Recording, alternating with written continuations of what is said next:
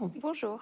Vous êtes ethnologue spécialiste du Tibet. Vous avez enseigné pendant 15 ans au Guangzhou en ethnologie et géographie du Tibet. Donc, vous êtes actuellement bibliothécaire à la Bibliothèque nationale de France et vous avez travaillé pendant plus de 15 ans dans les bibliothèques avec des fonds tibétains à Paris. Alors aujourd'hui, vous travaillez entre autres avec la maison Alexandra Davinel de Digne sur l'étude et le classement des archives, dont les photos d'Alexandra Davinel. Oui. Alors, qu'est-ce que vous pouvez nous dire sur la première partie de la vie d'Alexandra Davinel? Parce que finalement, cette femme a eu même plusieurs vies, si on peut dire. On peut dire ça, effectivement.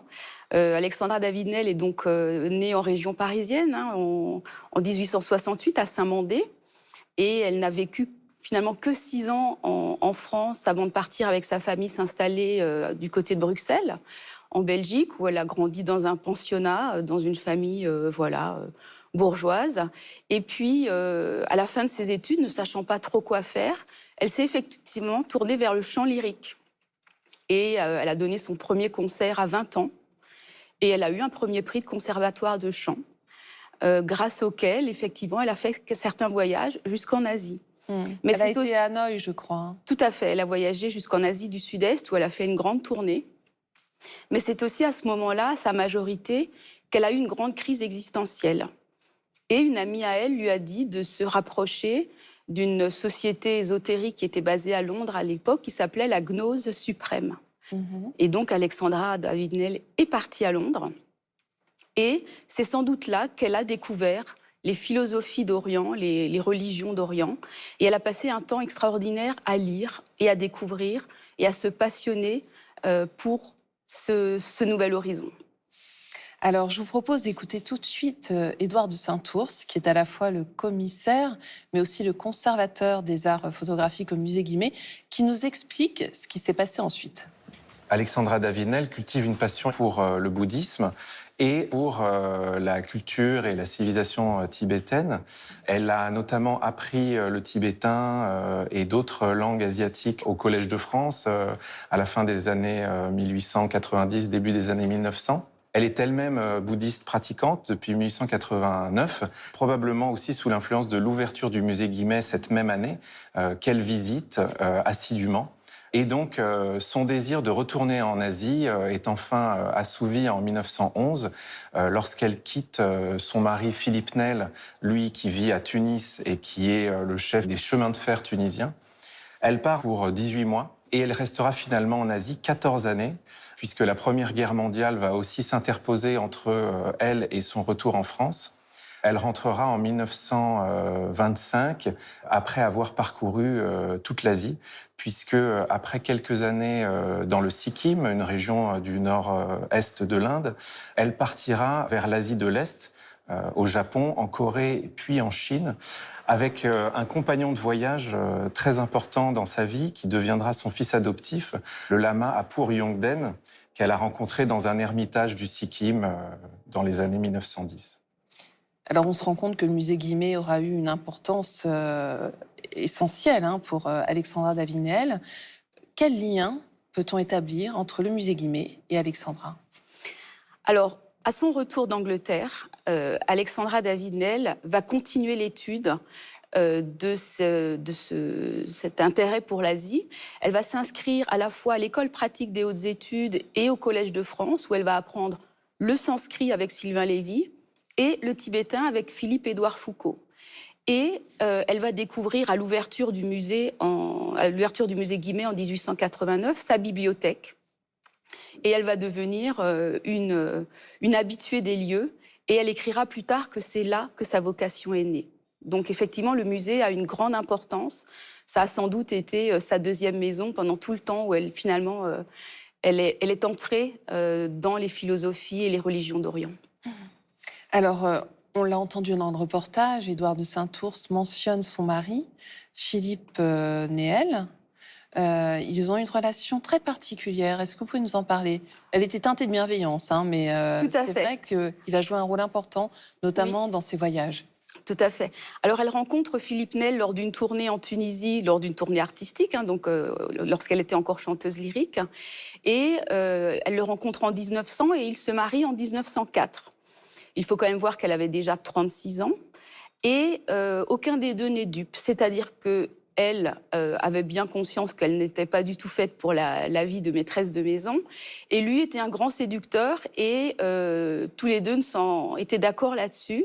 Il y avait une espèce de complicité pour vivre ensemble, tout en sachant que chacun avait ses intérêts. Et quelques années après, effectivement, elle va partir en Asie. Elle lui avait annoncé un voyage de 18 mois, lequel durera finalement 14 ans. Mais ce qui est extraordinaire, c'est qu'aujourd'hui, toute cette correspondance avec son mari, c'est une mine d'informations exceptionnelle. Et c'est grâce à cela, notamment, qu'on a pu aussi avoir des détails qu'il n'y a pas dans ce qu'elle a écrit au public sur tous ses voyages. Il y a effectivement aussi beaucoup d'affection pour son mari. Elle lui écrit toujours parce qu'elle attend de ses nouvelles, elle espère qu'il va bien. Elle est quand même en Asie au moment des 2 guerres mondiales. Et d'ailleurs, quand il va mourir en 1941, elle est encore en Asie et elle dira aussi plus tard qu'elle a perdu le plus grand de ses amis. Mais ce qu'on ressent dans cette correspondance, c'est qu'elle craint effectivement qu'elle soit perdue. On a vraiment cette appréhension chez elle que finalement les lettres ne parviennent pas à son mari parce qu'elles sont aussi autant de témoignages de sa découverte de l'Asie. Tout à fait. Ces lettres venaient un petit peu pour elle comme des sortes de carnets de voyage. Et elle disait effectivement à son mari que toute lettre qui contenait des informations sur les conditions de son voyage devait être précieusement gardée, parce que c'était pour elle une sorte de pense-bête qui allait lui servir ensuite à rédiger tous les ouvrages qu'elle a écrits à son retour. Et donc, elle lui demandait toujours de soigneusement les garder, les classer, les trier, etc. Oui.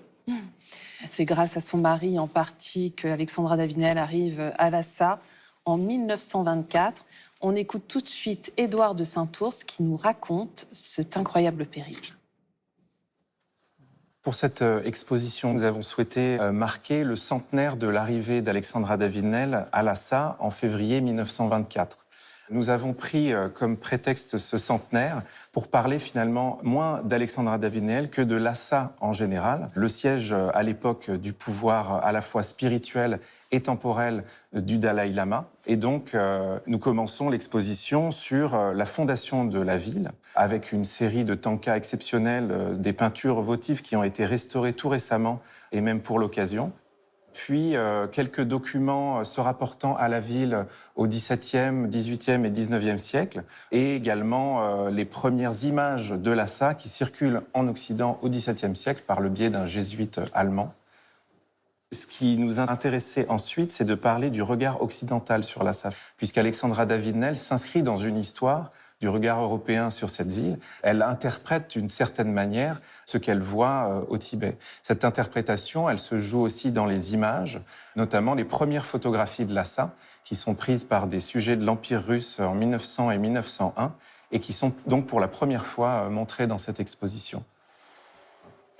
La maison Alexandra Davinel nous a prêté le négatif original d'une fameuse photographie qui représente Alexandra Davinel, Apur Yongden et une enfant tibétaine devant le Potala, le palais du Dalai Lama, à Lhasa.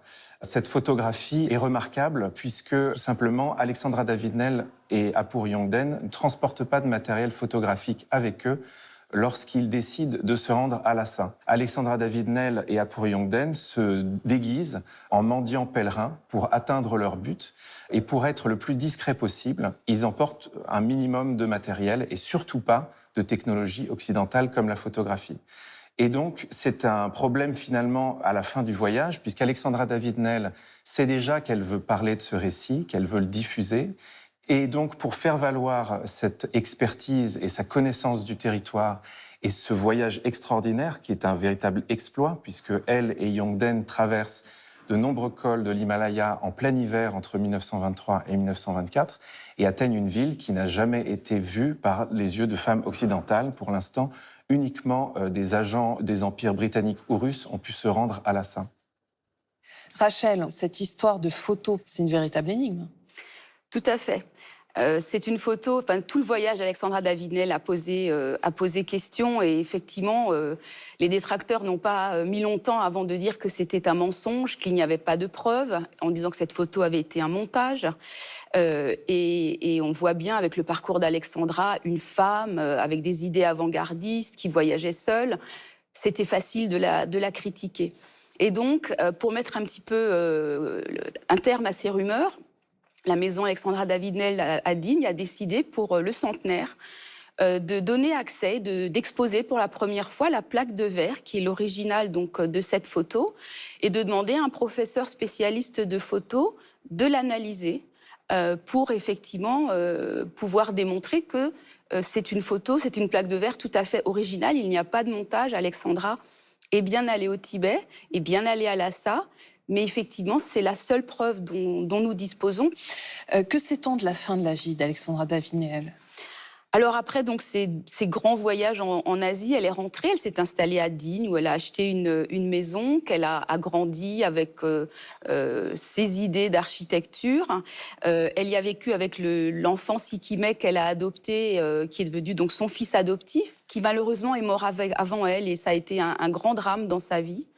Et elle a beaucoup continué à écrire. Elle écrivait tous les jours. Elle avait encore des idées et de voyages et de livres. Et elle s'est éteinte très paisiblement à 101 ans en 1969. Et alors, qu'est-ce qu'on peut garder comme héritage d'Alexandra Davinel aujourd'hui ? Alors, je crois que c'était une femme moderne avant son temps et surtout une grande pionnière. Pionnière dans sa démarche spirituelle, pionnière dans l'exploration du monde, qu'elle a menée quasiment seule, dans ses souhaits philosophiques, ses choix philosophiques, et aussi dans sa maîtrise de la plume. Donc à tous les niveaux, tout ce qu'elle a touché, elle est allée au bout, et elle l'a fait seule. Elle n'a jamais dû ce talent qu'à elle-même et à son caractère. Bien trempée, oui. si j'en crois ce qu'on m'a dit. Tout à fait. Merci infiniment, Rachel Guidoni, d'avoir été avec nous aujourd'hui. Merci. Et si vous souhaitez en savoir plus sur l'exploit d'Alexandra Davinel, voici quelques livres. Alexandra Davinel, 100 ans d'aventure, de Jeanne Mascolo, aux éditions Paulsen. Jeanne Mascolo de Philippis livre à la fois un portrait intime et le récit de ce qu'a vu l'exploratrice, le tout illustré par de nombreux documents personnels et inédits et des photographies d'époque. Voyage d'une Parisienne à Lhasa, d'Alexandra Davinel, chez Pocket. C'est une aventure exceptionnelle que nous décrit ici l'auteur. Elle y ajoute sa propre quête spirituelle et ce regard fasciné qu'elle porte sur la civilisation tibétaine. Une vie avec Alexandra Davinel, de Fred Campoy et Mathieu Blanchot, aux éditions Grand Angle. Les 4 BD, dans 2 coffrets, sont passionnantes. Le dossier documentaire à la fin est d'ailleurs très intéressant et complémentaire.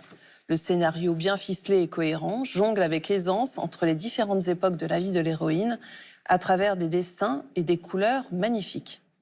Et enfin, le mag Sagesse bouddhiste, dont le dossier principal est consacré à un sujet qui nous concerne tous et toutes, la quête du bonheur. C'est la fin de cette émission.